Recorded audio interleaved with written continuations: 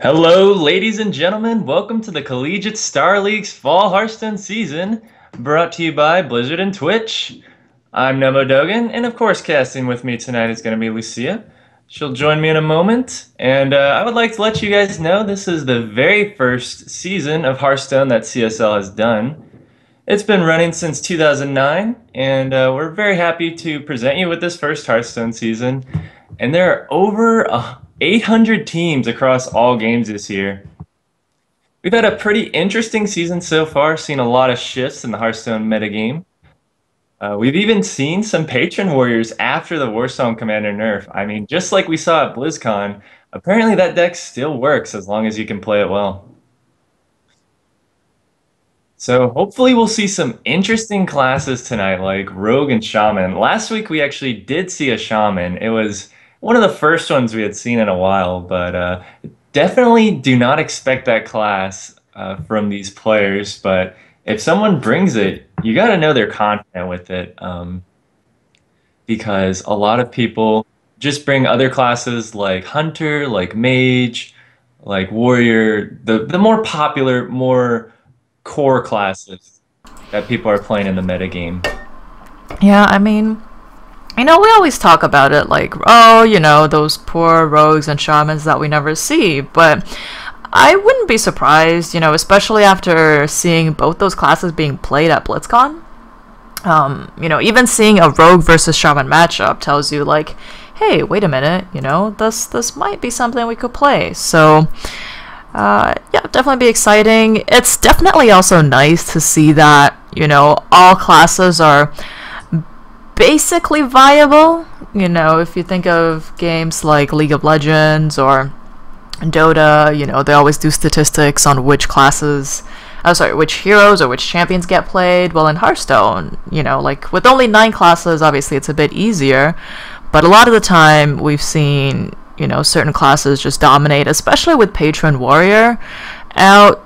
Some classes just, or certain types of decks just couldn't deal with Patron Warrior and fell out of favor. Right. But now with Patron not being so dominant, then, we've kind of seen, hey, everybody's actually pretty much playing every single deck. I mean, every single class. So that's definitely nice for the meta at the moment. Yeah, it's great to see some diversity, especially with classes like Patron Warrior being out there. Of course, with the recent nerf, there's less of it, and also Secret Paladin, super popular. But of course, in this format, each team can only play one class once, and that's that. And it's a best of 5, as we know. And hopefully, we'll be getting into these matches soon here. Yeah, and it's definitely nice for these players as well. When you can only play 5 classes. So if some of the classes are basically just downright, unplayable, then you have a lot less choice, right? Then if that was the case, like if somehow there were, 5 classes that were completely OP and the other 4 unplayable, then, you kind of... I almost kind of wish that was happening, just because then it's a lot more like, okay, both teams only have 5 classes to play, and you sort of have to rock, paper, scissors out till the end, right? It's like, okay, if I bring out Hunter now, I won't have Hunter later when I might need it against this other class, so maybe I should keep it in my pocket. But if I win with it now, it's got a little bit of that, Conquest or Last Hero Standing flavor, where you kind of had to figure out what decks you want to keep for later. But here, I think we've seen, through the weeks, I think, obviously we don't really get to see the strategies behind the team coordinators, but if you just play out, your most comfortable deck with your best players, that's probably going to work out okay. Right. Yeah, that's definitely an interesting way of looking at it, especially with all things considered.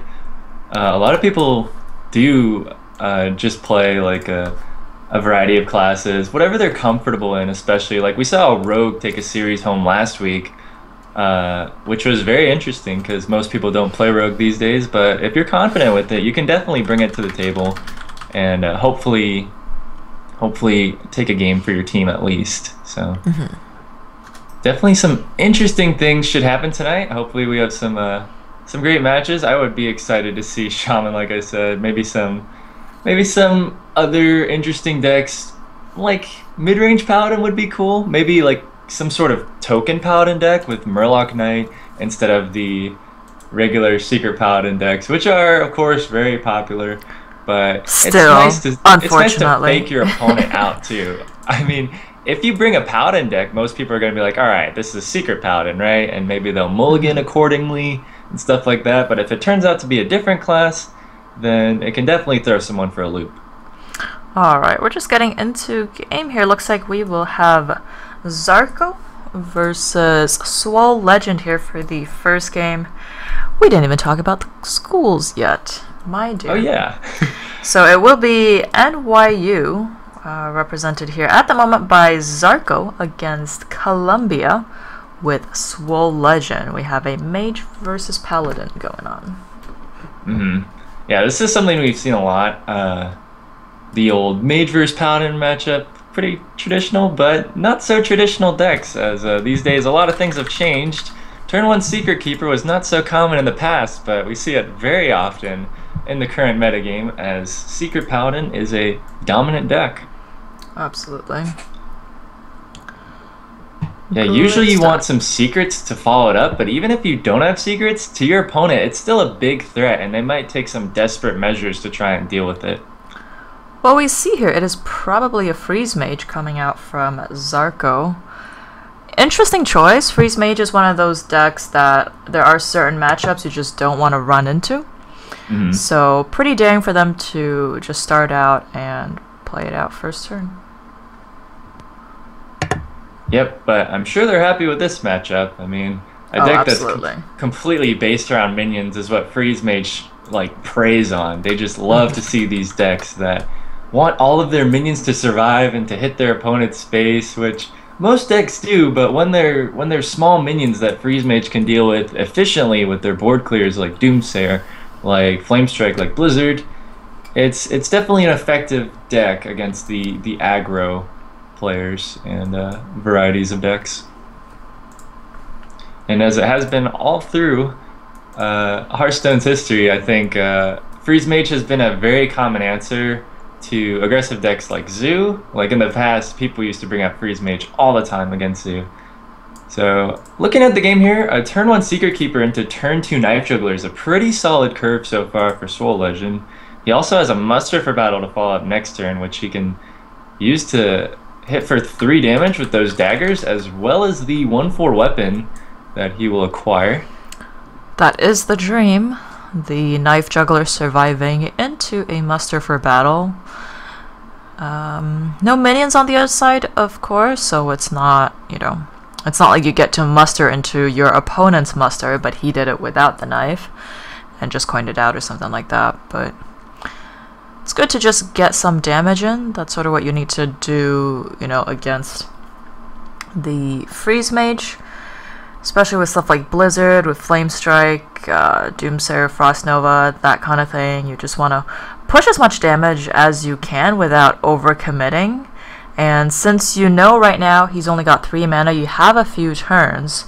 You kind of want to push as much damage as you can now, and the Knife and Muster is sort of a good combo. You get some damage in, but ideally in the next couple turns he doesn't overcommit too many things. Right. Yeah, that can definitely be an issue as a aggro player. Sometimes you just commit too much to the board, like you said, and if you commit too much, once the Freeze Mage uses 1 board clear, like a Doomsayer Frost Nova, then you're just out of stuff to do, which is a really bad feeling as the aggro player. But sometimes you do just need to go all in so that you can have a chance to win. We do see that Swole Legend has an Ironbeak Owl here, so even if he does commit a lot to the board, he'll have a way to deal with at least 1 Doomsayer, so that's a good sign for him. But once it gets to the later stages of the game, where Zarko can start playing Blizzard and Flame Strike, it's going to be a little different because you can't just silence a spell. I mean, the spell is going to kill your minions straight up, and there isn't a whole lot you can do about it. We do see Swole Legend play a Shielded Minibot plus a Hero Power for this turn. Seems pretty good because Shielded Minibot, of course, has its shield, and that'll protect it from any damage. Ice Barrier pulled off from this Mad Scientist. Gonna stall a little bit here for Zarko, gain him some armor, and hopefully that'll help him survive a few more turns until he gets to this Blizzard, which I think is the goal at the moment. And as we can see, other than that Shielded Minibot, Blizzard pretty much deals with everything on his board. So he's got the Loot Hoarder Mad Scientist, or he's got the Ping onto the Minibot, and looks like he will just play out both minions. That's more stuff that his opponent has to deal with, so, you can see that Swole Legend will probably trade into it himself. He doesn't really care, if the Shielded Minibot stays alive or not, as long as the shield's gone, because the Blizzard's going to take care of it either way. So this way he can see what his opponent does first, and then decide what he wants to ping next turn. Yeah, that seems good to me. For Swole Legend here, he definitely wants to figure out what his most favorable trades are.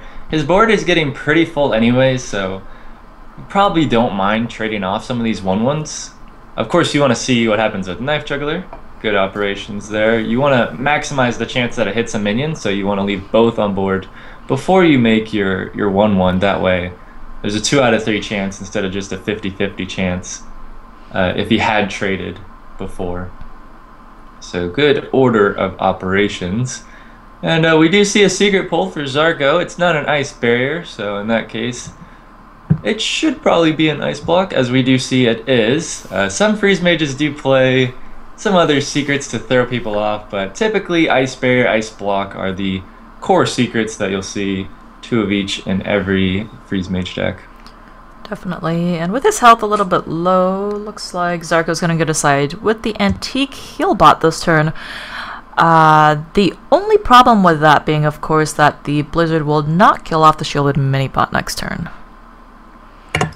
Yeah, Shielded Minibot is going to be able to push through a decent amount of damage, although it is only 2 attack. Just chipping away like that against the Freeze Mage definitely increases the chances of the Secret Paladin winning. But looking at Zarko's hand, it looks a bit slow anyway. I mean, he's got an Alexstrasza, a Pyroblast, and stuff like that.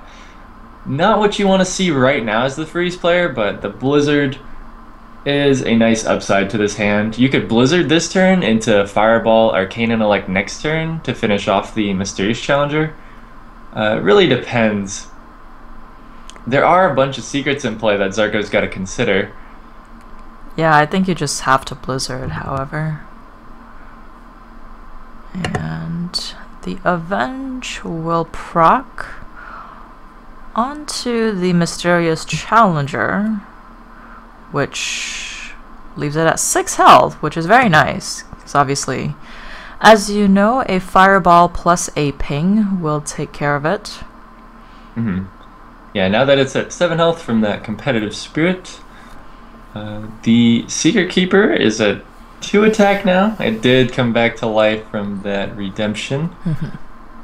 And that can chip away for a bit more damage. True Silver Champion is also a nice card in this matchup. Gaining some life can be helpful, but also just the damage from yourself. Like it's like 8 burst damage, right? I mean, not in one turn, but over the course of 2 turns.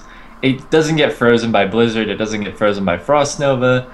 The only way that they stop the damage is by freezing your face with a Frostbolt or an Ice Lance. So there's a very good chance that True Silver Champion just gets through for a bunch of damage here. Yeah, definitely. So here Swole is just deciding, how much does he really want to commit onto the board. He knows that he'll have the Tyrion for next turn, so he is going to attack with True Silver this turn. The only concern there, of course, being that, when his opponent Alex's, he kind of loses out on that, 2 healing. But right now it's only turn 7. Maybe he's hoping to pop it next turn, right? And then kill him off the turn after. And if Zarko doesn't have any of that. Besides, he knows his opponent will have to at least use some of his burn to deal with his board right now. So just trying to push for damage, not too concerned about his own health at the moment. Yep, I definitely like it. As the aggressor in the matchup, you can't be too concerned with things like Alexstrasza or the burn damage. I think you just need to focus on your own game, make sure that you build a resilient board, and try to push through to kill your opponent. Interesting decision here, as Soul Legend could pop the Ice Block this turn if he silences one of his own minions.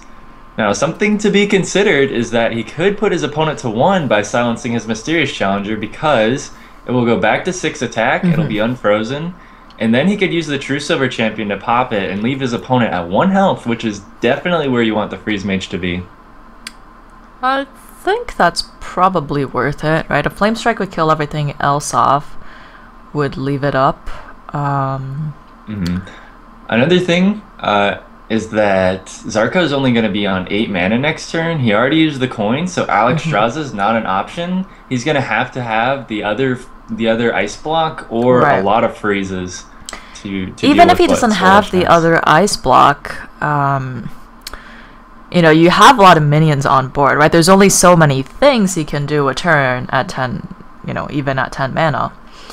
So, if he'd have to put on the Ice Block and have a Doomsayer and have a Frost Nova and have a, there's just a lot of things that need to all happen.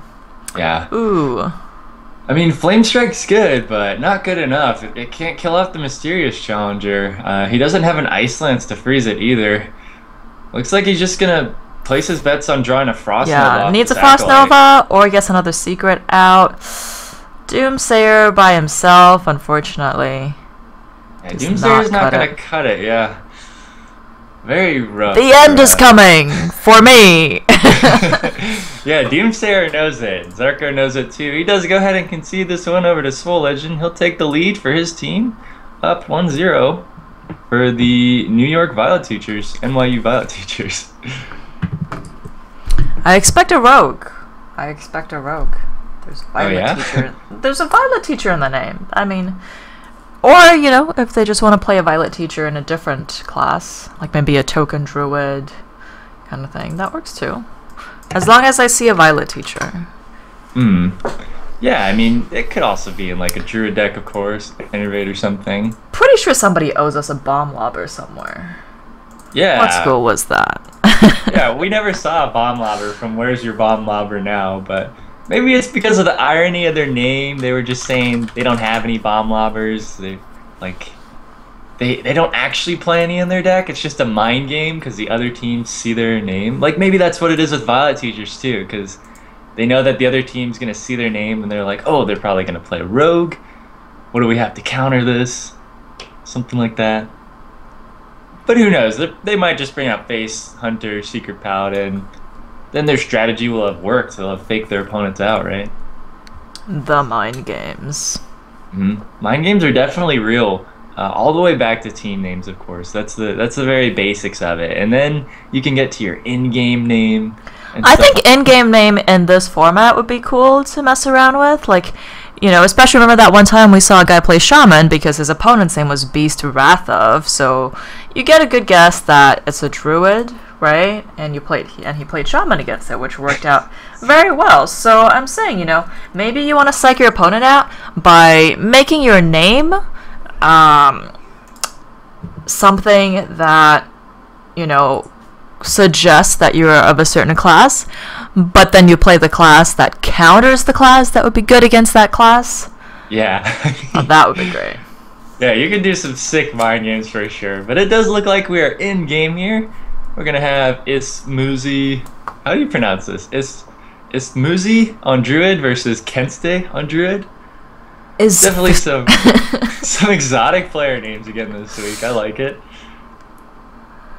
why do you make my life so difficult as a caster player names?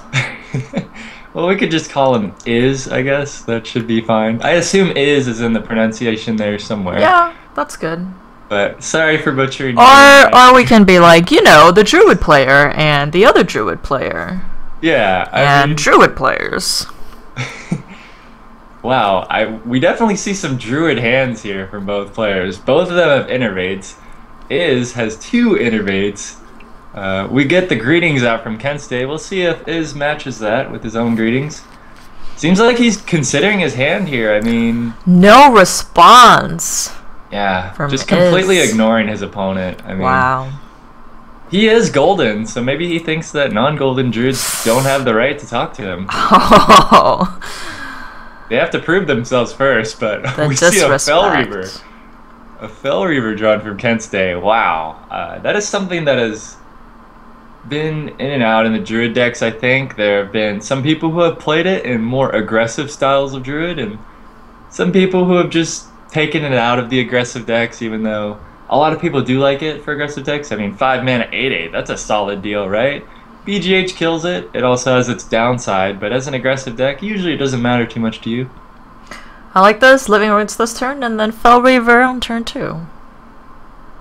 Yeah, that's a really solid opening against another Druid. I mean, I wouldn't say Living Roots on turn 1 is super important. It's good, I guess, because if the Shade comes out of stealth to kill them, then the Shade can just die to your Fell Reaver or something like that. Also, if your opponent's hero powering this turn, that's completely fine. You would be okay with that. But a Draenas's Aspirant drawn for is definitely a good play here, I'd say. Yeah, you just kind of want to troll your opponent into, you know, using something. Maybe even thinking like, oh, I could use a Wrath. Maybe I need more cards, right? Like if he had the Ancient of Lore, you know, something like a high drop and then just had a Wrath, right? Like the Innervate, Ancient of Lore, and a Wrath. You're like, well, I could hero power that, but I kind of need cards because I don't have anything to play until turn 7. Then, you know, you baited out the Wrath and your Fell Reaver is just gonna hit his face. Yeah, I think the one thing Kenste is not going to want to see here is a big game hunter. Of course, when you innervate out this 8/8, if he does so, he might opt to wait a little bit longer. He could wait till turn 3, that way he can play his Fell Reaver, and then on turn 4 play Paladin Shredder. And turn 5 he'll still have the coin, so he would have the chance to play Force of Nature. Also this Lotheb. Yeah, so now he could kill off his opponent's Draenas's Aspirant by using his hero power and trading both of his guys. But then again, you do leave your board empty. It does feel like that curves out a little better though, because if you innervate coin Fel Reaver now, you don't have a follow-up play for next turn unless you draw something that costs 3 or less. Yeah, there's no good way to curve this out. Ideally, he would have like a 4 4 5 potentially. So you could coin out, you could innervate out a 4 and then coin out a 4, right? Or something like that. But right now it's like, oh. Now he would have to like wait a turn. Yeah, I think he could wait a turn here. Hero power and trade off with the Darnassus. And then next turn he can innervate out the Fel Reaver and then play the Shredder after. Yeah, or he could coin out Lotheb if he wants to. That would be decent depending on the board state, but I like this play from Kenstei. It seems like he's definitely thinking out his options. Where on the other side is just going to throw down this Wild Growth. He doesn't have many choices here. Definitely seems like he wants to innervate out that Ancient of Lore next turn and find some more cards to work with and to fill the board. Kenstei does not attack with his Shade of Naxxramas. Seems like a good choice because Kenstei could coin out Keeper of the Grove if he had it. Which, in fact, he just drew. Side note, apparently Lee Sin just got to Legend. So you do not need your vision to be able to play Hearthstone. Wow, good point. Good point, Lucia. I'm glad we mentioned this to all the players out there who. If you are blind and listening to the Hearthstone podcast, then hope is not lost. You can make it to Legendary too. As you look back at the game here, Kenstei has played as a Fel Reaver and is innervated out his Ancient of Lore. And so 6 cards were milled from Kenstei's deck. So that is somewhat of a ticking time bomb. But at the same time, 8 damage to your opponent's face a turn is a lot. Do we want to go full Fel Reaver here? You could coin out the second Fel Reaver, but then you're milling 6 cards per card your opponent plays. And from my experience with Fel Reaver, you do There's not nothing go wrong with that. Always go Fel Reaver. Always go full Fel Reaver, I should say. In the Druid matchup, especially if your opponent hasn't killed the first one, what are they going to do to the second? Exactly. I mean, but then again, you know, people think, you know, it's like never go full Fel Reaver, but always go full Fel Reaver. Yeah, it's the same concept with Northshire Cleric ever since a long time ago. People have said never go full Northshire, but sometimes you do it. But looks like Kenstei is just going to opt to silence the Shade, hit face with the Fel Reaver, save his coin for later. He's applying a lot of pressure, holding on to his coin, holding on to his Lotheb, probably planning to make some more tempo plays later on in this game. So the swipe would give him a full board clear, but also would leave him with nothing.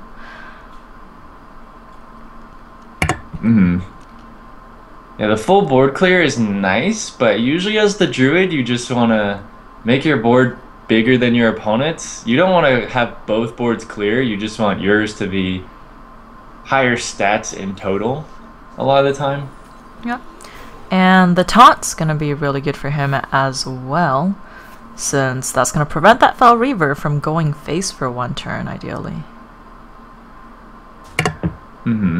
So, is this going to push his own damage? He's thinking whether he wants to kill off the Keeper of the Grove here. Unless his opponent goes, you know, coin double Savage. Or I guess if he just goes Savage Roar, he can use the Keeper with his face to kill off the Druid of the Claw and then throw 10 damage into his face. Right. But that is a lot of damage, but not quite enough to kill your opponent. So. Yeah, and especially, you know, on the other side now, he's got Kenstei down to 17 health. That Savage Roar will be lethal. Of course, with the Druid of the Claw being down, then it will be... and if he kills the Druid of the Claw, there's a good chance he'll kill the Shade as well, so... That is fair. If he leaves the shade up, I believe that is lethal with the swipe next turn. Yeah, that is a lot of damage. And I think you're right. Yeah, I think it's a little bit overkill, actually. But we do see the Force of Nature get coined out here by Kenstei. Opts to clean up the board some. Keep applying that pressure to his opponent's face, though, with 8 damage from Fel Reaver. Staying true to its word, face is the place. I mean, look at that Fel Reaver. He doesn't want to just, like, kill off some measly Ancient Allure. He wants to finish off Malfurion himself. Like, he doesn't fight 5/5s. He goes for the big guy in the back, you know, the boss. Yeah, that's fair. I think both players are doing a good job calculating lethal with, you know, the amount of mana that they have and with the cards that they have. He knows, Kenstei knows that Iz can't combo him. The most he can do, of course, is Savage Roar and Swipe, which would have been exact lethal had the shade stayed up. Yep. But if he's been paying attention, which I assume he probably is, he would know both innervates are gone now. Exactly.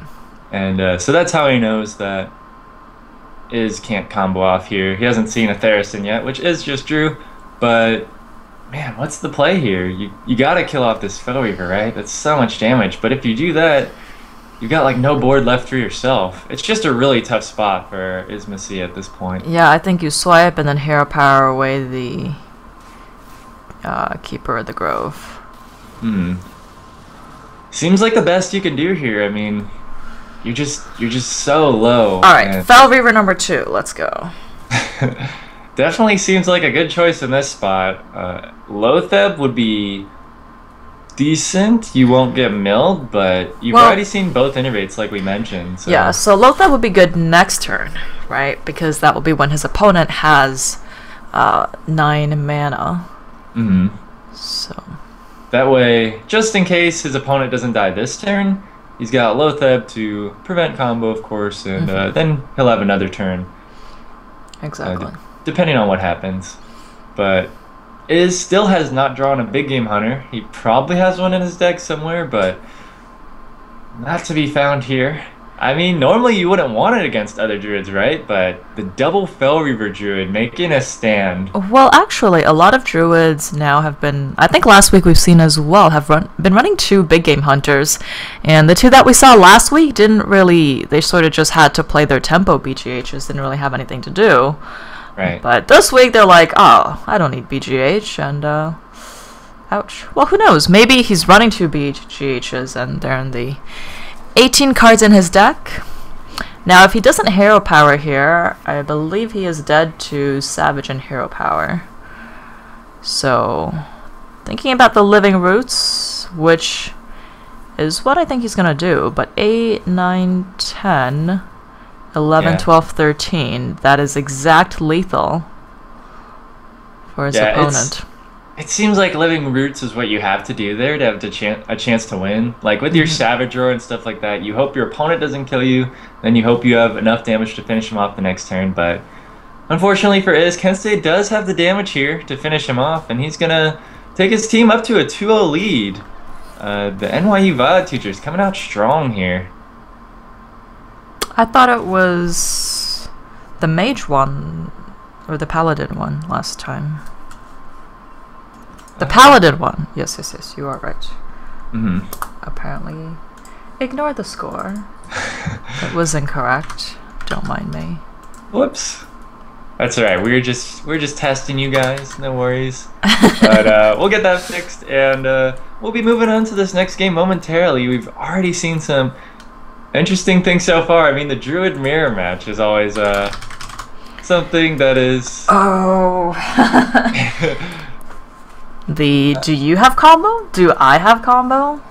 Do you have wild growth? Do I have wild growth? Kind of thing, right? I kill off? Yeah, I kill off just enough things so your combo doesn't kill me, and then I kill off just enough things of yours so your combo doesn't kill me, and oh man. All jokes aside, there is a good amount of math to do in that matchup a lot of times. Sometimes one druid steamrolls the other, but we did see a bit of a closer game there, even though Fel Reaver was kind of pounding down. Ismusi put up a really good fight, and yeah, so hopefully see some more interesting games coming up momentarily. as we will have Hanging Sky versus Thunderhorn. And it's up to Thunderhorn here if he's going to take it for his team or if Hanging Sky is going to start the comeback for Columbia. Well, that's a pretty, we've always said that there's like sort of the names of players that are similar just kind of happen to match up against each other. So this time we've got Hanging Sky versus Thunderhorn. So in a Sky versus Thunder situation, who wins? That's a tough call. I mean, Thunder needs a Sky for it to exist, so I would think the Sky, depending on the situation. Hanging Sky, Thunderhorn, interesting names though. I like them. I don't And know they're pronounceable. yeah, I like pronounceable names for sure. They flow, I rate these names. Hanging Sky, I'll give that a 7 out of 10, and Thunderhorn, 8 out of 10. I like Thunderhorn. I feel like I've heard that somewhere before. What if it's not original and it was just, like one of those suggestion names that somebody's just kept? Oh yeah, that would be interesting then.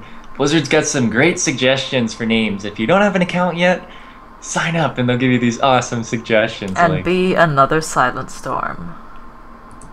That would be fun, right? Like, Silent Storm could definitely match up against Thunderhorn or Hanging Sky. He would be the stealthy assassin that would come in and kill them.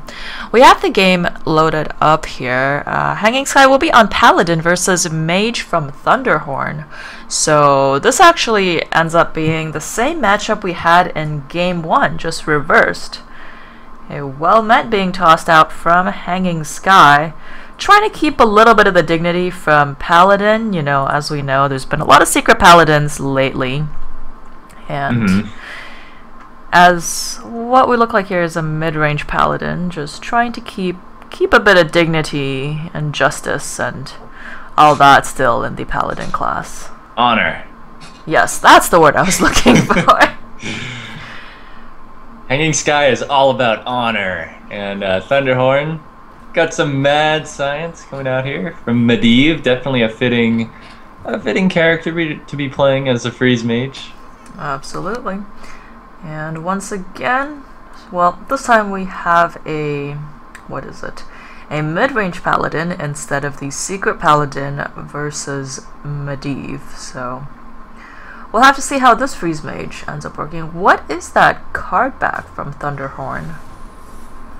I feel like it's one of the seasonal ones, but I don't know for sure. It looks very seasonal indeed. It looks a little Christmassy. And also a little ancient, a little bit, like rocks. This is very interesting. Yeah, we do see the legend card back from Hanging Sky, as well as the Golden Paladin hero portrait. So seems like he knows his stuff as far as Hearthstone is concerned. And Thunderhorn played both secrets here against Hanging Sky's 3 1/1s, now 4 from his hero power and muster for battle, as he is building up to this Quartermaster that he just drew. Wow, that could be a dent in Thunderhorn's plan if it does come to fruition.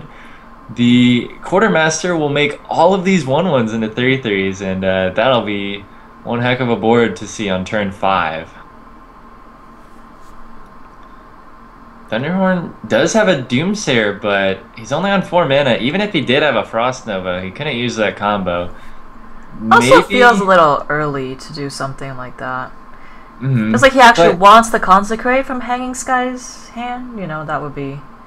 Yeah, that would be nice. Oh, is... If they could trade.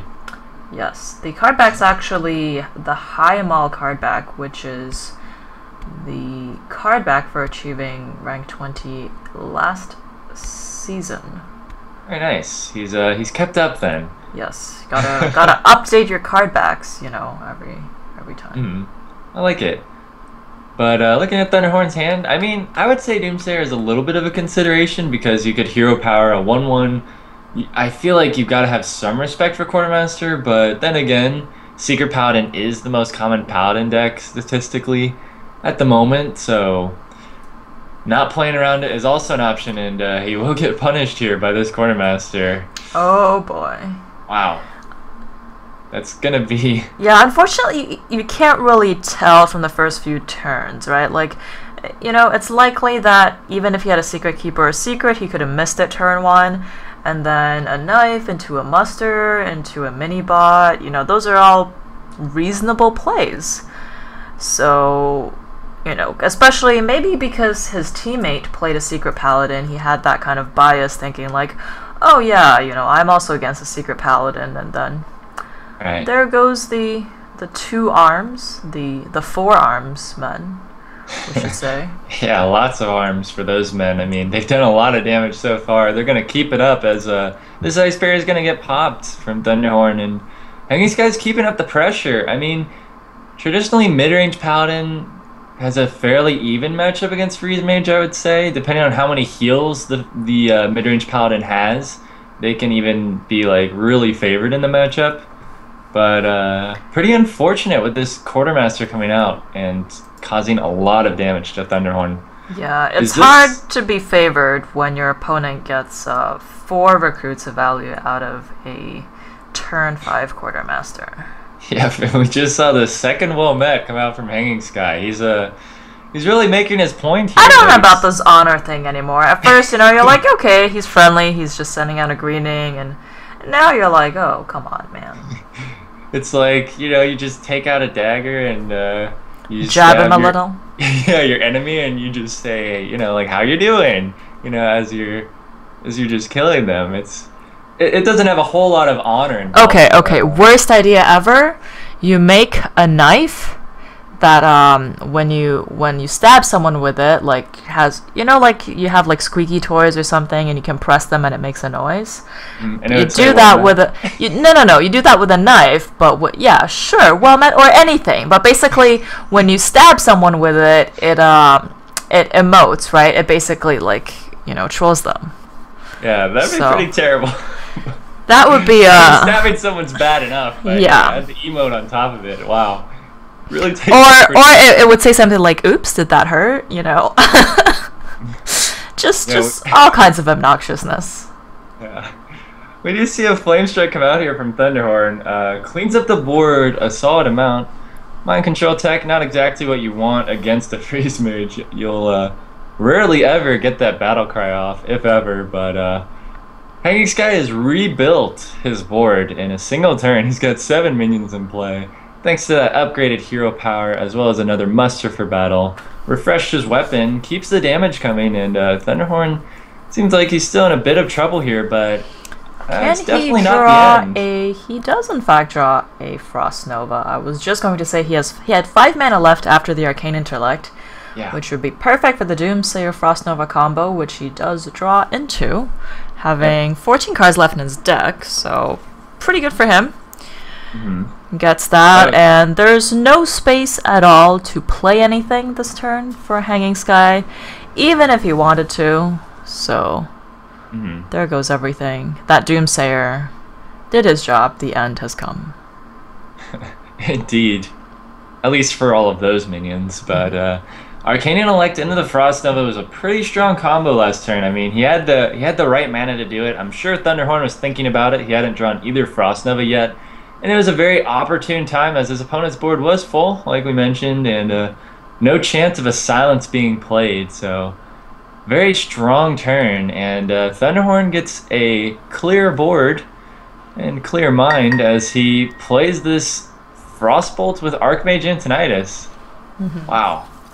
Looks like the start of a turnaround in this game, perhaps the end for Hanging Sky, depending on what happens.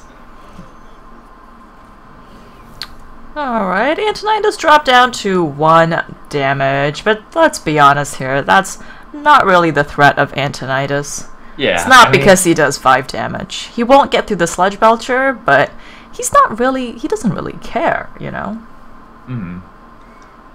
So as Thunderhorn here, you're feeling pretty safe. You've still got your Ice Block up. I mean, personally, it seems like Blood Mage Thanos and a double Fireball for a total of 14 damage looks pretty good. You get 2 more Fireballs, your Blood Mage Thanos will probably die in cycle, and then you can follow it up next turn with 2 Fireballs and a Frostbolt for lethal damage if your opponent doesn't have a big heal or low them. I definitely agree with you. So, That would be, he's probably counting it out, right? So that's 14 damage this turn, and then he just has to do 11 next turn, which he will be able to do with the 2 fireballs and frostbolt. Yep. He's probably doing quite a bit of math here. Is this still lethal damage? I mean, he puts him down to... I don't think so. Not next turn, anyway. You can do... Well, maybe he's worried about some random card like Kezin Mystic or something like that popping out from his opponent. We haven't can never seen... really be too sure. Yeah, we haven't seen one of those happen yet. We did see one like a few weeks ago, though. We saw a Kezin Mystic and yes, the but not... here. Yeah, but not in a... what is it called? Not in the situation of... you know, stealing an ice block or an ice barrier and then killing off the opponent. Nothing that exciting. Which is like the worst nightmare for a freeze mage. I mean, before in the days before Kezin Mystic, there was Flare, but that's limited to one class. So you would feel pretty high and mighty behind your ice block where you know your opponent can't kill you no matter what. But these days, with Kezin Mystic being around, I mean, you gotta be aware of that ever-looming threat. Like, maybe they'll have it in their deck. You know, it's a scary thing sometimes. Here's an idea. Not that I would actually suggest doing this, but if you play your Doomsayer and then fireball his Sylvanas, then you can kill off his other 2 minions because it'll proc on his turn, on Hanging Sky's turn. Yeah, and we have seen that play from, I think Kalento is one of the ones who first popularized it, just killing off your opponent's Sylvanas and making them have your Doomsayer. I don't recommend this, mostly because... It's not that Thunderhorn is going to die. It's not that he doesn't have lethal in his hand, but it's like, you should just kill off your opponent, you know? This is like turn... He could have been dead this turn, Hanging Sky, but instead, you know, he's just hanging on. No pun intended. Because his opponent... Thunderhorn's just not pushing the damage, and I think... I mean, we can see here he's not a golden mage, and I think it kind of shows in the sense of he's not pushing for damage. You know, he has the ice block up, he's counted, unless his opponent has had a, he would have to have lay on hands, plus be able to proc his block, then he would be dead. Right, so I think really he should have just gone for it, and something like a Lotheb could have also held him off. But yeah, that's fair. Interesting. It doesn't really seem like this lines up now, because now you put yourself in a situation where your block is getting popped, and your opponent has an antique heal bot. Which, again, like I said, you know, if he didn't wait around, his opponent would not have drawn it, and he would have been able to kill him. Yeah, wow. I feel like Thunderhorn might have played this a little bit too slow. Usually as the freeze mage, you do want the game to be slow and at your pace and stuff, but I think he had the chance to put his opponent on a 2-turn clock, and I think he's missed that opportunity now. He had a couple of turns to do that, especially with Antonidas out. He could have gotten himself 2 more fireballs, right? Having an unanswered Antonidas on the board, having Thalnos, and having, you know, 2 fireballs, well, 1 fireball in your hand would have been enough. So, I'm very disappointed in that line of play. And now, yeah, at least it's gonna get the Frostbolt Ice Lance combo, thankfully. But even with that, it's not enough. Yeah, I feel like Thunderhorn realized his mistake here. Unfortunate for him, he'll probably, you know, hopefully he'll learn from this and he'll probably understand. Like, I feel like he's already got it now. He probably knows what he did wrong, and yeah, definitely unfortunate there. He had the chance, but looks like Hanging Sky is gonna start the comeback for his team, possibly, depending on what happens in these next few games. An unfortunate loss there for the New York University Violet Teachers, but we'll see if Eclipse can take it for his team in the next game. Yep. Now everyone on deck from which side? Eclipse. Oh, I think I have them swapped. And we Okay. have Lol Russ Bucket Yes. from Columbia. Yep. So that means my schools are swapped. I will get that fixed. All right. As we get this figured out, we saw another interesting game there. I mean, we've seen two of that matchup happen in the same series, which is something special about this format. You can have the same thing happen twice as long as it's not a class mirror match that can only happen once at most. Because as we know, the format is best of 5. Each team can only play a class once. So if you play Hunter, you can't play Hunter again in the series. And as we've seen, it looks like you can just turn the matchup around and win it the other way. Or wait, Paladin's won both times now against Freeze Mages. Although it was Secret Paladin earlier, it was mid-range Paladin this time. Just something I interesting to think know. this time, honestly, it was that just a bit of an experience from Thunderhorn. Because. Maybe a miscalculation or Yeah, something. from when you think about it, people do say obviously like late game freeze mage, you can't really do anything against, but at the same time, freeze mage is on its own clock because your opponent's going to be the one building the board, and at some point you can't deal with his board anymore, right? You always see, freeze mages win where it's like he has an ice block up, his opponent has a full board of stuff, could do like more than 30 damage to him, but just can't do anything because has, his ice block up. So without drawing more of his secrets, he was definitely on his own clock, and that was it. Right. Yeah, so, yeah, I mean, depending on what happens in the game, of course, we can go back and review different things that players could have done to impact the game differently. I wonder how many players, like, go back and look, too, as well. For those players who want to, like, improve, to go back and look and maybe hear what the casters say, even though we know we're not always right, even though we would like to be. We do have a lot of experience with this game, though, and yeah, it's fun to talk about Hearthstone, all the different things that can happen in the game, all the ways you can play things differently. Sometimes RNG is a factor, but a lot of the time the player, if they play extremely well, can have an even bigger impact than RNG in a given game. So Hopefully that is the case. Otherwise, we're all sitting here rolling dice every Wednesday and Friday, seeing who can roll better dice. Definitely going to be very fun. Yeah, so we're getting this match set up. It'll be ready very soon. We're gonna have Lol Russ Bucket representing Columbia University versus Eclipse 8800 representing the New York University Violet Teachers. We'll see what the players have brought. Haven't seen any hunters yet in this series. I feel like we're probably going to see them at some point. It's a very popular class in this metagame, whether it's mid-range or face hunter. There's a couple different ways you can play it, and very popular deck. Yeah, it's interesting. Both schools have used the same decks already so far. So, there's not a lot of like, oh, did they use this deck? It's like, okay, both got Druid, Mage, and Paladin out of the way, which I would suspect, would happen. It's interesting that Freeze Mage is sort of, being a little bit more dominant now as well.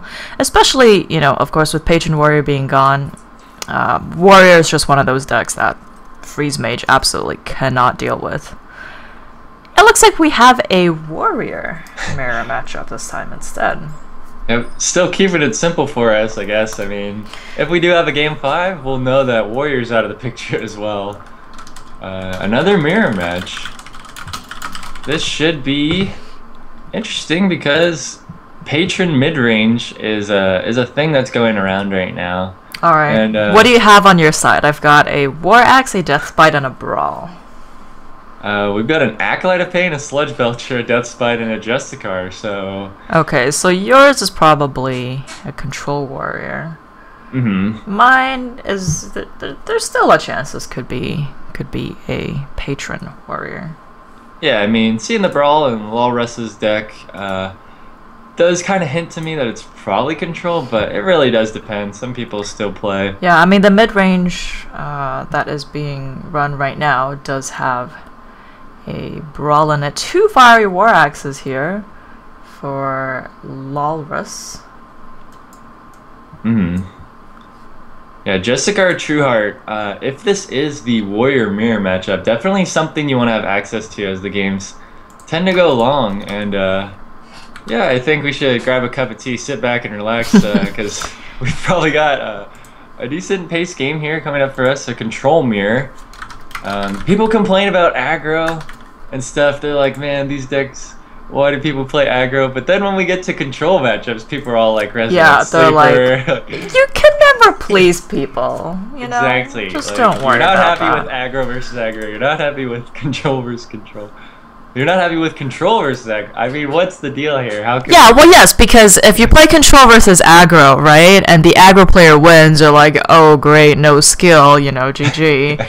And then if the control wins, you're like, oh my god, this is so stupid. You know, you could draw all the right cards as aggro and you still can't win because this control Resident stuff is, you know, too OP. Like, you just can't win. Mm. All that matters is, you know, we love Hearthstone. It's fun, right?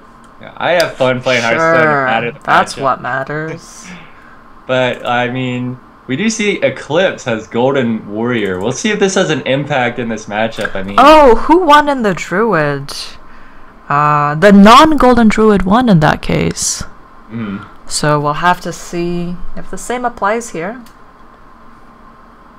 Yeah, I mean, in this matchup, though, with the amount of time the games normally take, there's a lot of decisions to be made. And so if you have a lot of experience with this deck, I feel like you'll be more versed in what to do because some of the times the decisions are a little complex and you have to think a lot of things through carefully. Even when it comes to drawing cards off of your acolytes, sometimes you don't want to draw more than one because the matchup can go to fatigue. I mean, I would say the same thing about Druid, right? Where, again, it's a matchup that you really have to know. You know, you're like, this is how much your opponent can do to you each turn. And you also, not just that, but also having a good sense of, you know, is it worth it for me to play around the specific thing? Or is it better just to try to set up for my own lethal and hope he doesn't have it, right? So, unfortunately, you know, I wouldn't say I disagree with Iz's play there, you know, because he needed to set up for his own lethal, but unfortunately, you know, his opponent just had the Savage Roar, and the Fel Reaver is just doing all kinds of work, no BGHs to answer them. As for this game, though, we've seen Armor Up followed by Armor Up, followed by Armor Up, followed by Armor Up, and another Armor Up after that, and finally, Walrus threw out a Fiery War Axe and smacked his opponent in the face, saying, It's like, "Hey, that's man, enough. Let's get this game started." Like, That's you know, enough come armor on. ups from you. I mean, he did armor up in that turn, but he threw down the Fiery War Axe. It can get a good amount of value in the matchup, though, but seeing as he has a second one, maybe he's got a bit more of an aggressive side to this deck. Perhaps Groundmash Ragnaros, Alex draws the top-end package, as it were, for Control Warrior to finish off your opponents. Maybe he's got some of those cards. He just wants to get these weapons rolling, keep his opponent's armor down, and yeah, we'll see where the game goes. I mean, armor can be a serious problem, so you don't feel too bad about taking some of it out right now, chipping away, because Shield Slam is a problem card in this matchup. 1 mana removal. Like, you can include the mana from all the times you armor up, so it might be a little more expensive than 1 mana, but in any given turn it only costs you 1 mana to use, so it's definitely something you want to consider throughout the game when it comes to playing your threats, whether or not your opponent's armor is in a good spot at the moment. Which a lot of the time it's not, because usually you just want to like armor up yourself and then play another minion, and you don't have a whole lot of time to chip away at your opponent's armor. It's not like you're playing aggro decks. You got like a lot of spells in here: executes, shield slam, shield block, you know, weapons. you don't have a ton of repeatable damage sources besides these small minions like Armor Smith and Acolyte of Pain, but those don't chip away for a whole lot. So We're gonna see a lot more value here for Eclipse's War Axe. You know, Walrus unfortunately has that War Axe plus the Armor Smith on the other side. Now, finally, with that hit in though, he will be able to kill off the Armor Smith. He does draw a Harrison Jones. Oh my god! He's here! Harrison Ford itself has been added to the game card. Oh wow, how did that happen? I'm just gonna slink away in a corner now. Yeah, I mean, it is based off of Harrison Ford. I mean, yes, but I'm pretty sure that has never happened. I mean, of course I've said, you know, the wrong name for cards plenty of times before, but definitely not the Harrison Ford. Wow. What about the Doctor Doom drawn for Eclipse? I mean, Doctor Doom showing up right here from Spider-Man himself. I mean, right? That is from Spider-Man, isn't it? Or no, wait. Never mind. I think we should just, yeah. Let's focus on, we got Dr. Seven. We'll call him Dr. Seven coming out here from Eclipse. And he was coined out, so, and he's golden. And the lightning strikes in the background. Wow, what a I think they said card. that at BlitzCon, their decks were, all the legendaries were golden and the rest of the cards were normal. But I don't remember. I watched part of the games, but I wasn't thinking about it at the time while I was watching, so I'm not sure if that's true or not. I'm not sure either. But, interesting board state right now. Walrus, considering his options, he does have 2 executes in hand. Now seems like a mighty fine time to use one, if he so chooses. He could also trade his Shield Maiden and Bash, but then he loses his 5/5 threat on board. On the other hand, his opponent does have a weapon and a couple of Boombots in play, which can potentially just, like, deal with it anyways. Boombot hits for 4. Okay. The other Boombot hits face for 3. Armor has been broken down here. Chooses to wow. his Shield Maiden in trade. I don't think, like this. Well, I think from the plays that he made in that turn, that did fit. Like, that was to absorb the Boombot with the Shield Maiden before it went in. Unfortunately, they both hit face. But also, he did just use his Execute Enabler with 2 Executes in hand. Like, you don't really want to Bash to enable Execute. I would have liked, yeah, just throwing the 1/1 in, and then throw the 1/1 in to Dr. Boom, hit a Boombot with your weapon, and then Cruel Task the other Boombot, and then go face with the Shield Maiden. Or, you know, you can, you know, do that in a different order and use the Cruel Task and execute on Dr. Boom. But it just seems like such a waste. And I think this time the order doesn't matter. It would have the same number of armor either way. Yeah, it is an interesting choice, but we'll see what Walrus has planned. I mean, he does have a Harrison Jones here if a weapon is played, which we do see a Deathspite in Eclipse's hand. He doesn't have a whole lot of reason to play it right now, though. I think personally I'd like to just see the Justicar Trueheart come down and armor up for 4. I mean, at that point, Walrus might as well give up, you know, concede. You got the first person to Justicar and control Warrior, plus having the Armor Smith out, you know, behind a taunt, I think. Well, who knows? Depending on what threats that Walrus has in his deck, he might just want to see what else happens here. But Justicar coming out early from 1 player is definitely a big advantage because of the 2 extra armor per turn, you know, if you're armoring up every turn. Sure. I mean, Walrus is not completely out of the game, but with this whole Resident Sleeper thing going on, it's like, alright, your opponent, you know, grabbed the Justicar and the armor up, and he doesn't have his own Justicar to play at the moment, so If he makes it out of this game, then I would definitely be very impressed. And if he doesn't, then we can all be like, well, he should have just conceded on turn 9 because he doesn't have the Justicar. Ooh, unfortunate result there as the Justicar Trueheart does survive the brawl, 33% chance. Lawrest has to play his Death Spite and kill it. I mean, makes sense to me. Sylvanas John for Eclipse, not exactly what you want to play into a Death Spite that can just kill it off for no value besides 5 damage. Not exactly what you're looking for in the Warrior Mirror.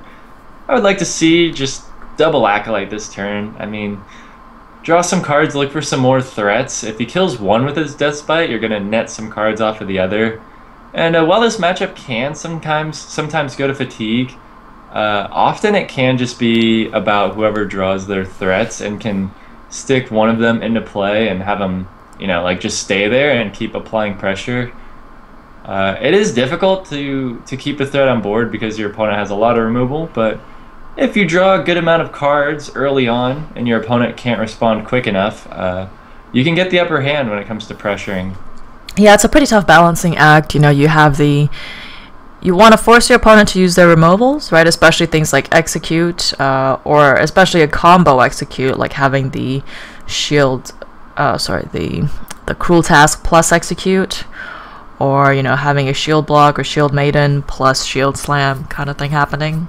But looks like Eclipse is going to play it out slow, is going to play one Acolyte instead of both. I would have liked seeing both Acolytes, especially since your opponent has a Death Spite. If they want to kill off the one Acolyte, they'll have to let you draw 2 cards. Pretty much 3 guaranteed, right? Yeah. Yeah, but maybe he is really just considering fatigue here. It is like towards the mid game. Not quite late game yet, but if he's thinking really far in advance, he is Golden Warrior, so he probably has experience in the matchup where they've gone to fatigue and maybe one card has made the difference between life and death in the end game. So I can definitely respect his decision there, and yeah, maybe he'll just opt to play the other one this turn.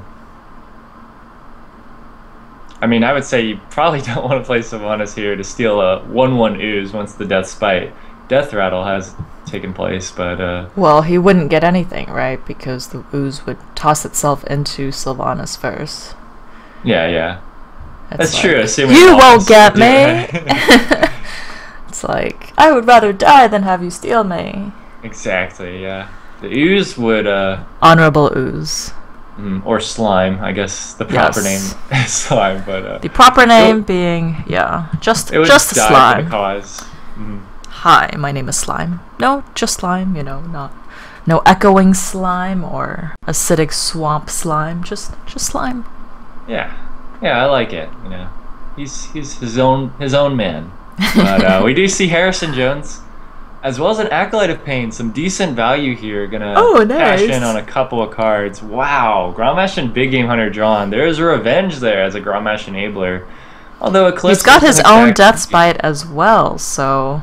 Eclipse isn't exactly low, but over time, Grommash will start to. Hey, gotta start chipping at their health sometime. Yeah, Grommash will be a looming threat. I usually like to save it as a finisher, but sometimes you just want to throw it out there and get the damage in when you can, or when you have a turn where you wouldn't do much else.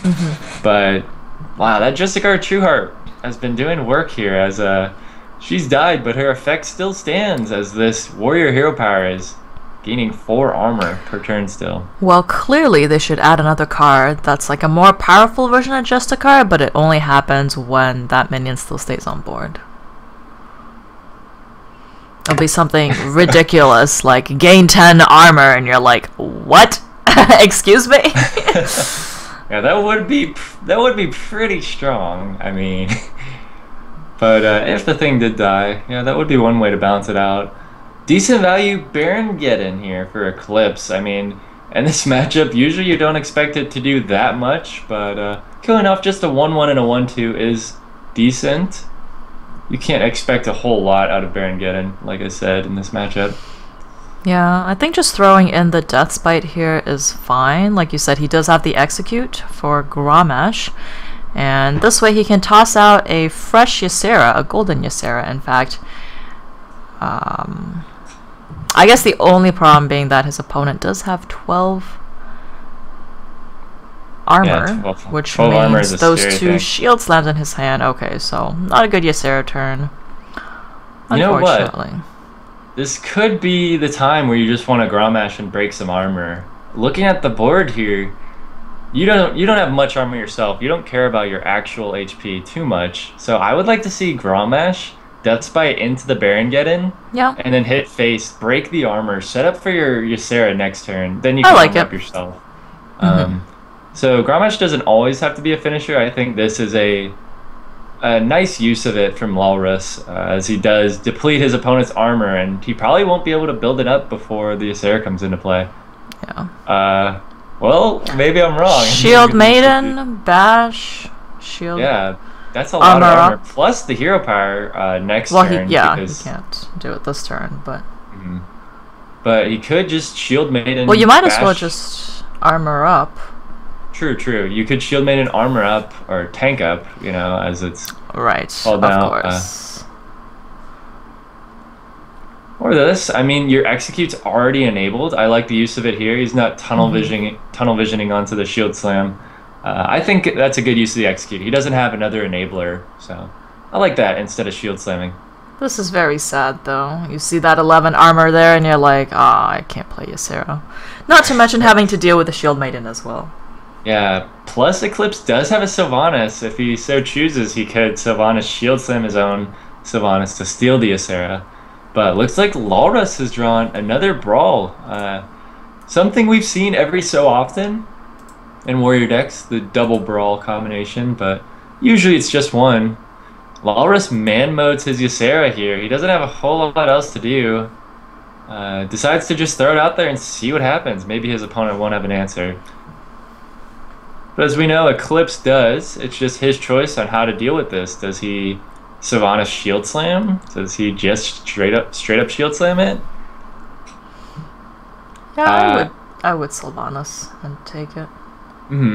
I mean, looking at it at a long game point of view, you are using two possible answers to other threats to get one. But it Ysera does makes its good own for card, cards. so you kind of get that value back. And Yeah. Sylvanas probably can't steal anything better. Well, I don't know. I mean, with the matchup going so long, there's a good chance that there will be a big board state later on where you might want Sylvanas, but if Eclipse is thinking about ending the game pretty soon here, he does have a good health advantage over his opponent, plus, like we mentioned earlier, Justicar is still putting in a lot of work here. Walrus, bringing out the old Armor Smith in a Brawl, as we know. The prophecy from Kit Kats of old is why isn't it working? I mean, I thought Armor Smith always won the Brawl. Isn't that what the prophecy is? What we've been taught in the old days? Well, it is the new days, and in the new days, Ysera wins the Brawl, as Ysera should, against the Shield Maiden and an Armor Smith. Both of those are very defensive, they're not offensive, so I'd expect them not really to win. Yeah, wow. Pretty unfortunate for Walrus. He did end up using Revenge and Execute. That is not what you want to be doing against your opponent's threats. I mean, using two cards to deal with one is not where you want to be when it's a value matchup. I mean, Warrior versus Warrior, it's typically about who gets the most value out of their cards. It's not so much about tempo. The game takes forever. And yeah, that was a pretty sad thing to see. He could have Acolyted to draw, though, right? He decided to go with the Sludge Belcher instead, which is a fair decision, but... Wait, he played a Shield Maiden instead? No, excuse me, yeah, he played a Shield Maiden, didn't Shield Maiden and Armor Up. Or wait, on the turn where he played Revenge Execute, what else did he do? Because the Sludge Belcher was played by Eclipse. The Did he just Sludge not play Belcher the- just was played now by Eclipse. Hmm. I'm pretty confused as to... Well, I was just saying, when Walrus played his Revenge, could he have played the Acolyte and drawn in that same turn, or did he not have enough mana? I can't remember. would not have enough mana to revenge and execute after that. Okay. Yeah, I'm just remembering wrong, but as we see here, Well, Eclipse. Brawl is 5, right? So he could play Armorsmith and Acolyte and Brawl, Oh, but yeah, then yeah, it he's was the Brawl. expecting that, nothing. Assuming one of his guys would stay alive, or at least the Shield Maiden. Yeah, definitely my mistake there. I was just like, wait a second. Yeah, if he had the chance, I'm sure he would have played the Acolyte with the Revenge, but he did not, of course. And we do see a Death Spite come out against this Shield Maiden slime board that Eclipse had built. Emerald Drake, the Ysera card created for Walrus, pretty strong here, as Eclipse does not have a big game hunter. He does have a Shield Slam, which could deal with it. But do you want to use a Shield Slam against this? What if your opponent has something like Nefarian or Alexstrasza left in their deck? I think you just wait. Like, look at his health total compared to his opponent's. I think it's definitely worth it to wait, or potentially using the Bash and his Shield Maiden to kill it. You don't... Well, no. Bash, you would use the Bash on the... Yeah. This is fine, I think. Yeah, I like this play as well. Deal with your opponent's cards, save your Shield Slam, which is like your backup. Your kill anything. Yeah. Something crazy does happen. But wait, it couldn't kill a Laughing Sister. Well, the Ysera's gone, so he doesn't have to worry about that. People complain about Laughing Sister so much, but she does have her place amongst powerful cards, right? She can't be targeted as a 3/5. But Alexstrasza drawn for Eclipse, not super powerful. If he plays it, it'll be a total of 5 damage, but it will be an 8/8 on board. I think a possible play is Shield Slam into Alexstrasza, or you could trade off a Cruel Taskmaster as well, just to get one of those Boombots out of the way before you play Alexstrasza. Because who knows, with the combined strength of Boombots, they could take down an Alexstrasza. That's like one of those like Captain Planet moments. You're like, except instead of different elements, you're just like Boombot, Boombot, and then all the Boombots together. Yeah, they rally up and they both deal 3 damage to Alexstrasza plus the 2 damage from their base attack. That would be enough to kill her. So together. I mean, both players only have 7 cards left in their deck. So, oh wow, look at that Brawl. Yeah, Eclipse has got to be happy to see that. Even though his Cruel Taskmaster dies, I'm pretty sure all he wanted was for the board to be cleared there. So, yeah, Walrus doesn't have a whole lot to respond with here. He is actually declining to play his Acolyte this turn, which I definitely agree with. I mean, he's got 6 cards left. Yeah, you have to be careful your opponent doesn't, do something fancy and manages to get you to draw a lot of cards here. Right. He's the one with less health, he's the one that doesn't have the tank up, so he's in a lot of trouble in Fatigue, and being 2 or 3 cards ahead of your opponent is not somewhere you want to be.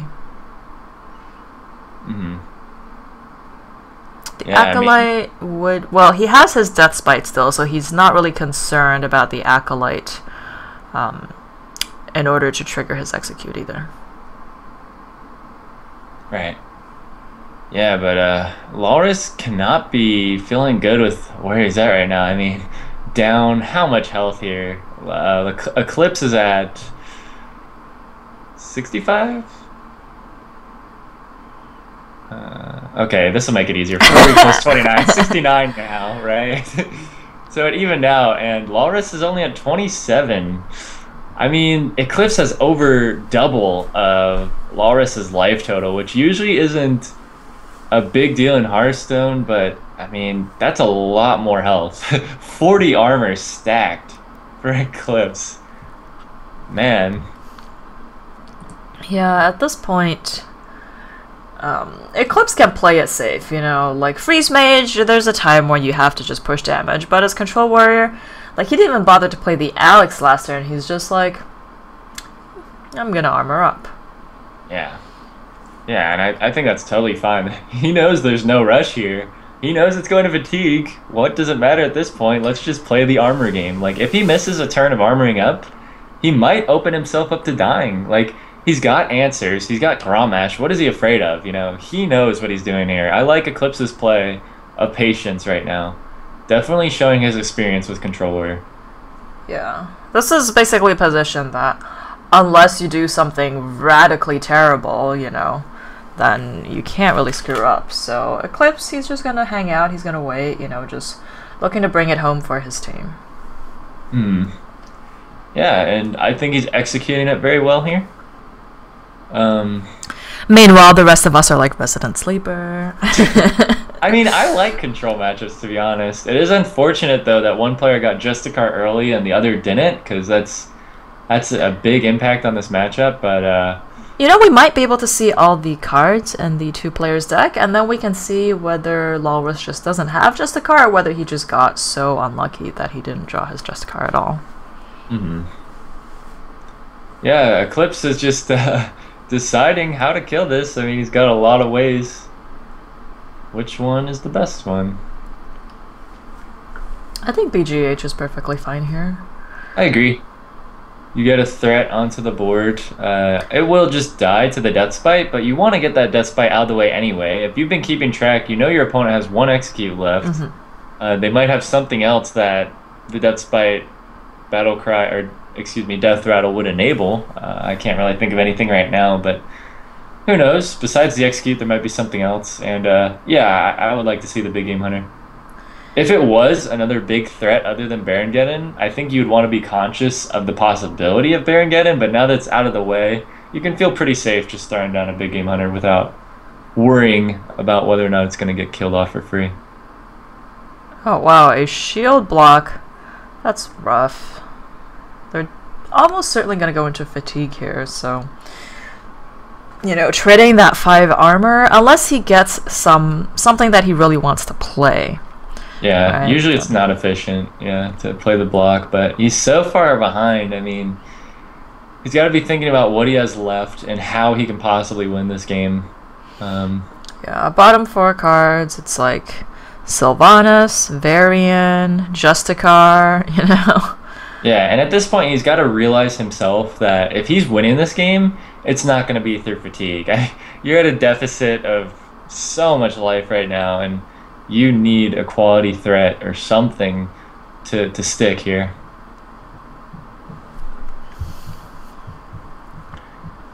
Well, you see the Shield Slam played, and just an armor up. Doesn't really want to do anything else. I mean, there's nothing else really to do. You can't play the Acolyte, so...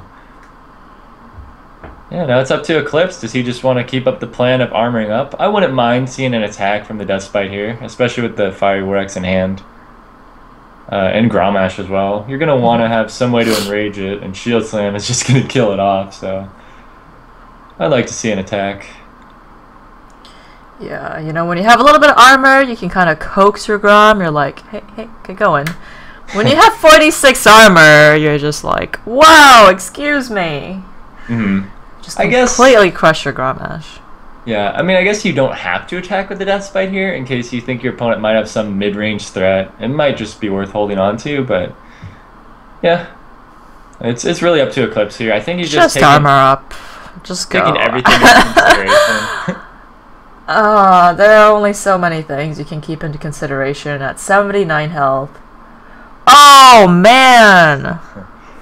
Yeah, he does have Justicar in his deck. Wow, last 3 cards. Is this gonna be the turnaround? I mean, is it too late? Who knows what's left in these decks? Maybe Eclipse just has some anti-aggro cards. I mean, a Bash is not amazing. It does kill the Justicar, but... I mean, looking at Lawrus's hand, he has an Execute to deal with Grommash, a Big Game Hunter to deal with Alexstrasza. Does Eclipse have any other threats, is the question? Also, Eclipse has his own Shield Slam to deal with Alexstrasza. Like, it's a stalemate. It's just going to be whoever has the most health, unless there are some other crazy threats, that we're not thinking of. Yeah, Armor Smith will not be that threat. Yeah, not exactly a crazy threat, but it is something that Death Spite can, like, proc off of to gain extra armor. Which, I don't know if that's what you want to do, but just playing the Armor Smith and armoring up seems fine. Maybe Eclipse will hold the Deathbite charge even longer if he's concerned about something else, like some mid-range threat. Does opt to just kill it off though. Totally fine. Doesn't want his opponent to gain more armor and still just playing the waiting game. He knows he doesn't have to do anything, so why should he? The shield slam and execute and Big Ape Hunter will allow him to deal with Eclipse's threats, but this is not enough to keep his Alex in the game. You know, we can see there is a shield slam from Eclipse, so unless he can't wait till his opponent doesn't have any armor, he's gonna run out of armor first. Mm-hmm. And I think, you know, even using like a Nightmare as removal would be fine for Eclipse at this point. Yeah, I agree. Just like you could also. Well, never mind. He doesn't have BGH. He used it earlier, but I was gonna say, like, you know, there's that combination with Nightmare and BGH. You can pretty much kill off anything. Walrus decides to tank up as well, and it looks like we might just be sitting here for a few more turns as both players tank up to the end. Oh, his own Ysera. Yep. I think here he can definitely wait until his opponent doesn't have armor. And it's the dream come true for control warriors everywhere. Neither player's doing anything. It's just a battle of armoring up and passing the turn. Yeah. I like it. It's like in stories or songs, you know, sometimes you start out one way, you go in the middle, you do a bunch of stuff, and then it kind of calms down to the same thing again. You know, it's like the once upon a time happily ever after. And for warriors, you know, you start out with the armor up, you do some stuff in the middle of the game, and then at the end, it's all armor up all over again. Yeah. This is like the dream for warriors, though. Like, this is what they live for. You know, the whole reason of warriors' existence on ladder is for these moments right here.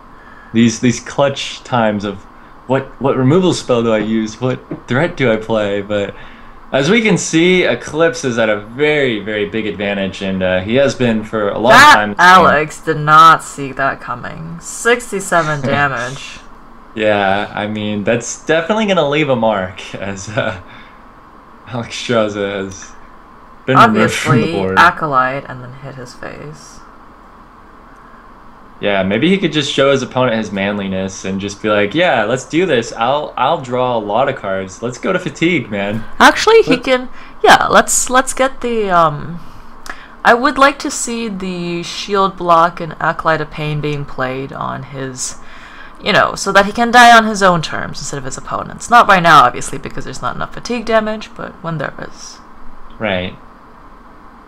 Oh man, Walrus has got to be thinking, like, what's left in Eclipse's hand that he's not playing anything. I mean, he probably realizes he has some threats, but... Well, he knows his opponent is probably waiting until he has no armor before he plays any of his threats. Hmm. And chances are he probably has a Grom, has an Alex, and a Ysera. I do believe that Walrus did not play a Sylvanas, and he also did not play a... no, he did play his own Grom, and yeah, so I think that's the only significant difference between the two decks. Right. Yeah, very small difference for sure. Things panned out a little better for Eclipse though, and I'd say he played it really well. Not that there's a lot I can say about, or a lot I could critique about Walrus's play. I think he also played really well. Well, it's just, I think the fact that he drew his Justicar as his third last card means he's really bad at Control Warrior. And he should play a different deck, especially against another Control Warrior. Yeah, maybe that has a little bit to do with it. But, yeah, I mean, maybe he needed to emote some more, put his opponent on tilt, as we haven't really seen any emoting this game. This has been more honorable than that Paladin matchup earlier. Yeah, this is just the silent warrior type, you know. They're not much for conversation. This is like two samurais who have been fighting, over months. They've been camping in the mountains, and they would just go back and Oh fight and man. fight, and they get so weak and they have to withdraw from the fight. One of them retreats, and they just keep camping out in the mountains, hunting their own food, and it just come down to This the time is, yeah, where this they, is no longer about firepower, this is just who has more food and who's able yeah, to stay well, up longer, that kind of thing. they've come to this last battle where they're both just so weak and so exhausted, and it's a standoff. Like, who can stay on their feet, and whoever falls first is gonna get killed off by the other. It's I think the strategy at this point for Lawless is to rope every turn and then have his teammates find some way to DDoS his opponent so that he gets the automatic win. well, another thing is neither of them want to commit seppuku, right? Like, neither samurai, like they're fighting for they're fighting for honor here. Like, they need to win, but maybe they realize they won't win, but they still want to win for their friends and their legacy that they built up over the years and these months of fighting against this other legendary samurai. Walrus versus Eclipse, battle of 2015. If samurais are still around and in the mountains fighting somewhere, but yeah, like, neither of them want to give it up here as both players. The last few turns, as we can see by the history bar, of just armor up fatigue, armor up fatigue, armor up Yep. fatigue. And That's who's a gonna nice matter? little bar on the side, Pretty colors. This is really just, this is the end of an age for both of these samurais, and both of them are just tanking up, and who will be the first to fall? Ladies and gentlemen, we'll be going to a break for half an hour. When we are back, Eclipse versus Walrus. Both of these guys are just wearing each other down here. Yes. Yep. They've got a sandwich in their hands, and they just take a bite, make sure they don't die of starvation. Put on a TV show on the side, On the battlefield, not here, not while they're playing Hearthstone. I mean, like, in the battlefield, the set up an antenna, Yeah. get like a little monitor out, everyone, just all set up, sitting around. It will give me time to set up the lineup for next match, so. Yep. Looking forward, we are going to have RMU versus UW-Madison. After this, should be an interesting match. Oh man, all the things we can do right now. We can go check out the rankings, which is what I definitely wanted to do this week. It's been, I think this is on week 5 right now. So we can see, how these teams are doing. The first couple weeks, you can't really see much, right? It's like, all right, you won 2 games, or, you got unlucky one time and it's a 1-1. Like, it really doesn't tell you much about the teams. But at 4 and 5 games here being played, that's sort of where you can say, like, okay, this is a good team, that's a good team, what's happening and all that. So I'm just going to go ahead and get these team names in for our next match between Robert Morrison and University of Wisconsin-Madison, and then we can take a look at the rankings. Yep. Meanwhile, in Control Warrior Land. I mean, assuming Eclipse does win this, which I don't see a way Walrus will, besides Eclipse accidentally pressing escape and happening to click the concede button. I don't really see a way out for Walrus here, but I mean, at this point, right, it's like, going through the motions. would you consider this, bad manners, or would you consider this, like, for your team, you just stick around and hope a miracle happens, you don't want to let your team down by just... If this was a ladder match, I would be like, what are you doing? But yeah, I really wonder what's going through the players' heads here, though. Like, I don't know. I mean, it's got to be something along the lines of, how many answers does my opponent have left? If I don't need to play anything, should I? I could play a threat. I could not.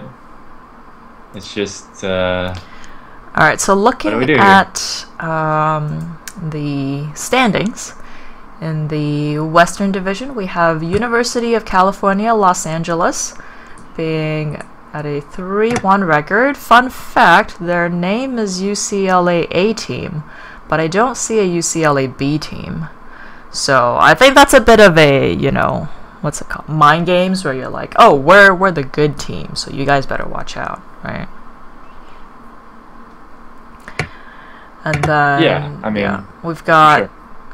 University of California Irvine and San Jose State University and Harvey Mudd there at 2-2, with California State University Northridge at the bottom at 1-3. In the Western 2 division, we have the University of North Texas Eagles at 3-1, and the California State University Fullerton at 3-1 as well.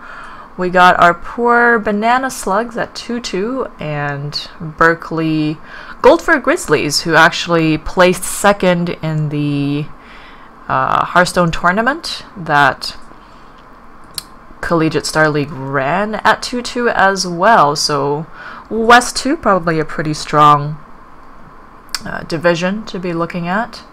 Mm-hmm. We've got Midwest with University of Michigan Ann Arbor 3-0 still, haven't played their 4th game.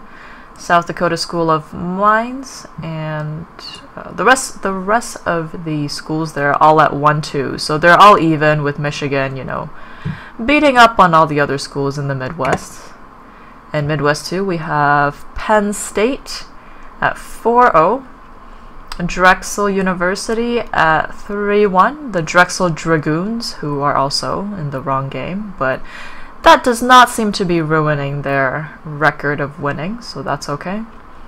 We do have University of Wisconsin-Madison and Robert Morrison University of Illinois.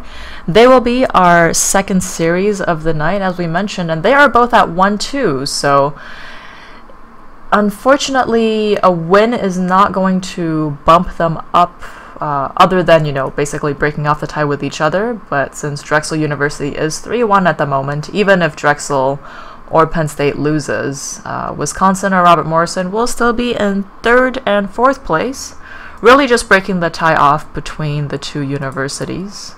One of them will get to a 2-2, and the other one will be down to 1-3. In the East, we've got St. John University. Of course, interrupt me anytime when something happens in game, please. St. John University Red Storm at 4-0 in their division. New York University and Columbia actually are both at 2-1. So the winner will move on to a 3-1 record, with the loser going to be at 2-2. East 2, Princeton is at 3-0. With Cornell and MIT at 2-2. Harvard actually is at a 2-1 record. They still need to play their game against Princeton to finish off the rankings. All right, sorry to interrupt you there, Luke. Ramesh does come down here for 15 damage, and the fatigue damage will come out to kill Walrus next turn. Both players throw out a My Thanks, and Walrus does take a loss. Eclipse takes the win for his team. That's going to be a 3-1 victory for the New York University Violet Teachers. Well played by them. And what a final game that we just had there. Yeah, thanks, Lucia, for getting those scores out there. It's definitely interesting to hear how people are doing in the league so far.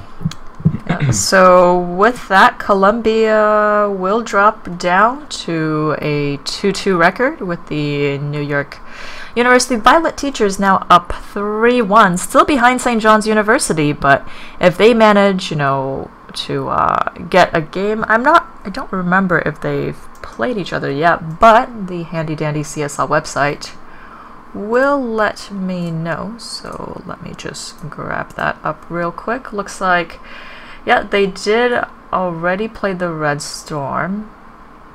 I believe playoffs is after this, right? So does this mean New York University Violet Teachers secured their ranking to make it to the playoffs? That seems like a reasonable I'm not 100% sure. I don't want to call it yet, but me neither. I think at this point, the universities have all kind of played everyone else in their division, so it's time to move on to the playoffs soon. I believe we're taking a break next week, as you've mentioned. Yep. and then after that, we'll update you. Ideally, we'll update you before the end of the night to tell you a bit about the format moving forward.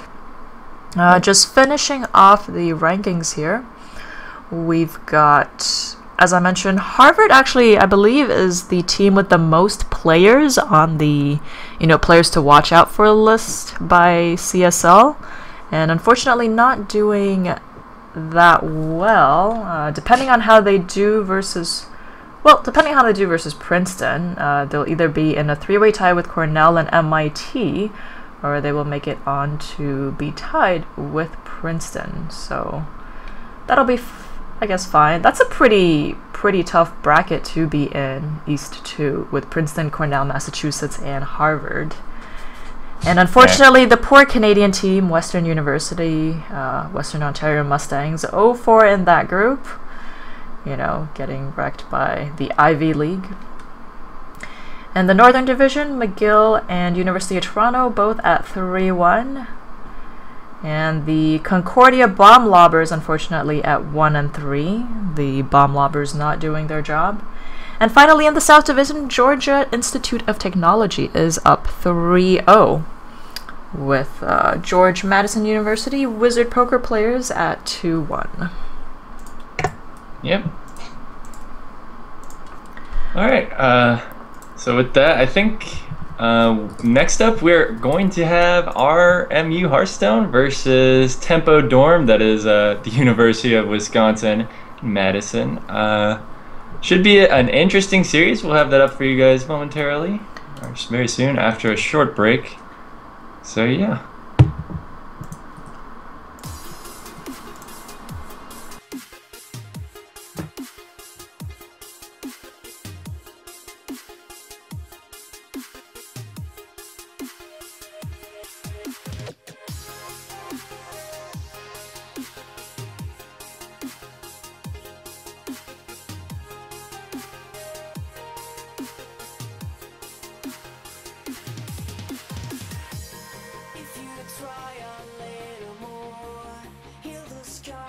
To your soul, the light is now returning. You are in lonely, we are burning.